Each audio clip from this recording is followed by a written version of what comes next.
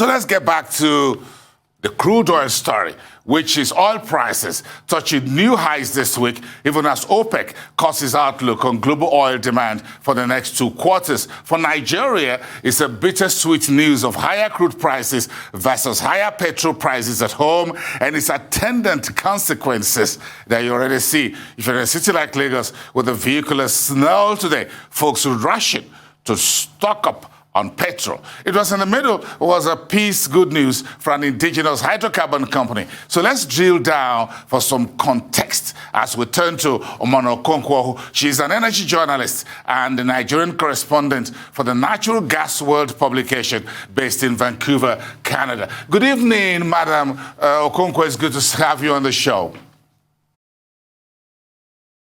Thank you for having me. It's good to have you on the show. Good evening, madam. What do you make of the current petrol pricing news by the PPPRA and, of course, the expected reactions from the petrol retailing companies? Okay, so earlier today, the Honorable Minister of State for Petroleum Resources said that the government has no plans to increase fuel price. Now, the PPPRA has deleted the updates they had on their website this morning. And then the NNPC is saying that there is no plan to increase fuel price for the month of March. While the Minister of State for Petroleum Resources also said that the government is meeting with organized labor to find out how to soft pedal the effects of rising crude prices back at home. Now, looking at all these things, all these events, we ask ourselves, is the government in synergy? I mean, the PPPRA, the Ministry of Petroleum Resources, and then the NNPC all have said different things. They've made different statements. Now, are we sure that they are working together? This is what the Nigerian people are concerned about. You know, like looking at everything that has happened since morning, people are stocking up, just like you said, panic buying all over the place, fuel queues everywhere. Now, we ask ourselves, how do we as the Nigerian people trust that the government is actually working together? Is there a synergy? Because looking at everything that has happened, the NNPC is saying we're not increasing, there is no plan to increase fuel price for the month of March. What about April, May, June, and the rest of the year? What happens? The PPPRA, they deleted what they had on their website this morning, and then the Minister of State for Petroleum Resources is saying, okay, we didn't approve of what the PPPRA said. Now, all these things have made the Nigerian people to ask, where is the trust? Can we trust this government? Because we're hearing this from here, we're hearing that from there.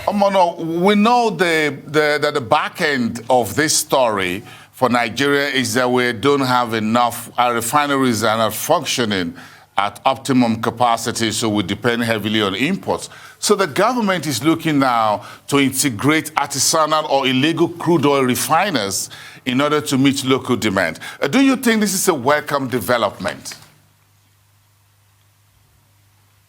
Yes, I do think it's a welcome development because it's going to increase local refining capacity. We need that more than ever so that the prices of petroleum products can be affordable for all Nigerians. We have to include every Nigerian, the low-income earners especially, people still using kerosene to cook and all that. We have to make sure that petroleum products are easily affordable for them all. So I think the upcoming summit is a step in the right direction. And beyond that summit, the government needs to also take action steps. You know, we can have all kinds of summits, right? But at the end of the day, what are we doing to make sure that everything is still put into implementation, like we are implementing this? So I think it's a welcome development. Yes, to get those artisanal or refiners in the creeks and all that in the Niger Delta involved in the whole game. But again, the bigger picture worldwide has to do with OPEC. Yesterday, reviewing downward its outlook on global oil demand for the next 2 quarters. What would this mean for crude prices in your view? Okay, so the OPEC is expecting a recovery in oil demand, especially for the second half of the year.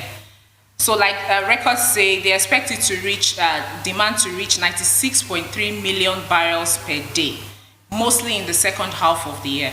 So I think crude prices are going to keep rising.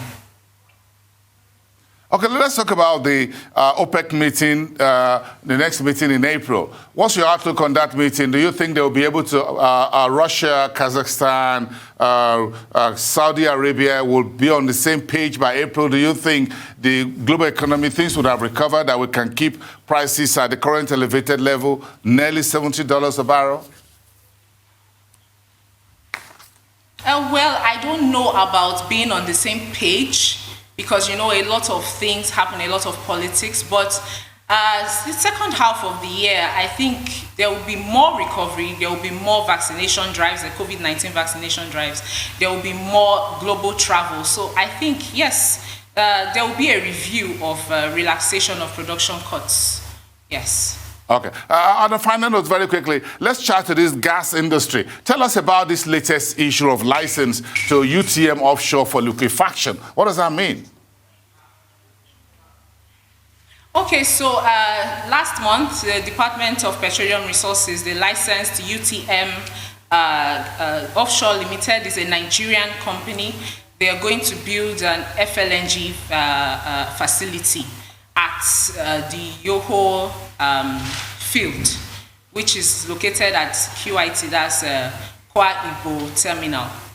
So the end game is to just, you know, the Yoho oil field is depleting. So they want to get gas from that oil field and commercialize it, which is basically what the NGFCP is about. We need to reduce our gas flaring volumes. So instead of flaring that gas at that depleted oil field, you're going to harness the gas, which is what UTM is going to do. And this FLNG is the first of its kind in Nigeria. So that makes me very happy. We're looking forward to more FLNG facilities. Of course. And another thing, I mean, it's great progress for Nigeria, because the company handling it is an indigenous company. One. I'm sure you're happy. And I think it's really I know that is playing as music to your ears, because you're a natural gas correspondent for that publication based in Canada. Thank you so much. Have a great evening and the weekend. Thank you so much, Omono Okonkwo.